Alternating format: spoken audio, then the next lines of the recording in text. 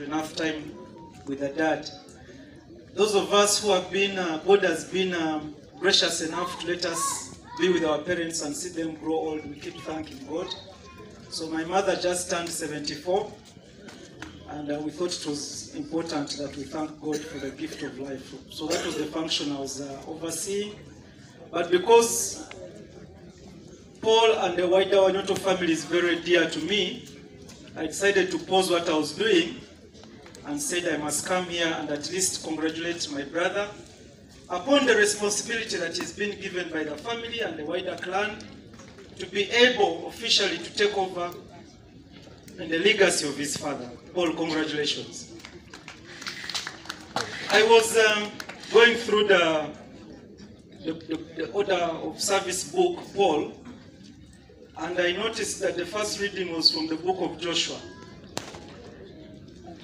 Those of you who read the Bible like me, I know Paul reads more of the law books. So Paul, I'll use this opportunity to give you a crash course on the Bible. In the book of Genesis, this Joshua where you got the first reading is the guy who led the Israelites to the promised land finally, which was Canaan really. But before that, Moses had led the Israelites, as you all know the story, from suffering in Egypt, but didn't get to the promised land. However, many people do not know how the Israelites ended up in Egypt. You, and Paul, please find time and read the book of Genesis, chapter 37. There's a story of Joshua. Joshua was a son of Jacob, one of the many sons of Jacob, but the second last, because the last son was Benjamin.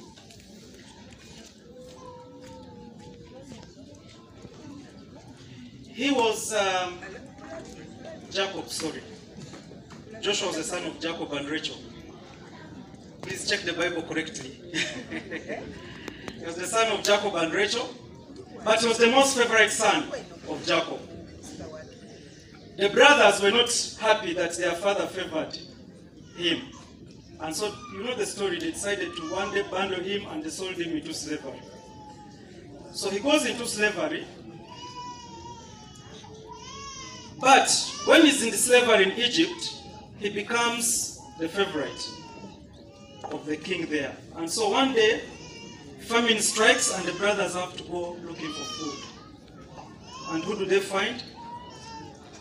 They find this young man, Joshua. But they cannot tell that he's the one because he's become a very powerful man under the Egyptian Pharaoh. But for him, he's able to recognize them. And so he provides for them. And they go back and they tell their father, this is what has happened. We found a stranger who has been very kind and said, go and bring your father. And that is how Jacob and Rachel end up in Egypt. And the 12 sons of Israel. It is then after that that they come back into Israel, led by Moses and later by Joshua. So, why am I sharing this story? I'm sharing this story, Paul, because what has happened today is that I heard your sister Harriet talk that you're one of the youngest sons, actually the youngest son of your father. Many times when you're the youngest son, people assume that you will not take the highest responsibility. However, you notice that you've taken the highest responsibility of the family today, despite being the youngest in the family. But what does this mean? You must be able to be a provider. You must be able to be a leader. But importantly, you must be able to unite the family. That is what is very important. If you pick the lesson from the character in the Bible. To you is that you're able to provide. I know you already do that. That you're able to lead the family into prosperity. That you're able to unite the family. I'm sure those were the lessons that you're learning. Paul, you also know that I love to read a lot of literature. And one of the books I like reading is like the Bible of African literature. It's called Things Fall Apart by a Nigerian author, Pastor Chinua Achebe. In that book, there's a very powerful man called Okonko. Okonko was very aggressive. He had grown up in poverty but worked so hard to be rich by the African standards then. And then he produces a son who he deems to be very, very lazy, called Noye. And so Okonko keeps pushing the son. Why can't you be like me? Why can't you do this? Why can't you do that? And at one point, the boy runs away from home because he can't stand the father's aggression. And so Okonko is looking at charcoal burning and turns into ash. And then he says that always hot charcoal ends up into cold ash. The other day you were in Dubai, and you'll know that the founder of Dubai, Sheikh Rashid ibn Al Maktoum, is famous for indicating that his father rode a camel, but for him he's riding a Benz, and he thinks his son will ride a camel.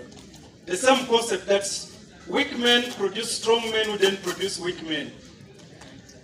Now, Paul, your father was obviously a strong man. We don't want you to be a weak man. There's no way Mzee Budoi is going to produce a weak man. So you must be able to break that and also be a strong man. Good enough, I know you're a strong man already. There's no doubt about that. But what we're saying is do not become cold ash. You must maintain the flame that your father set.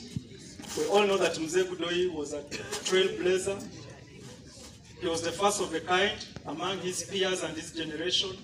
You must also be able to rise to the occasion in your generation and be able to lead us. The other day we came here to thank God for the responsibility you had gotten when the people of Mbale decided to appoint you as the chairman of the land board of the city.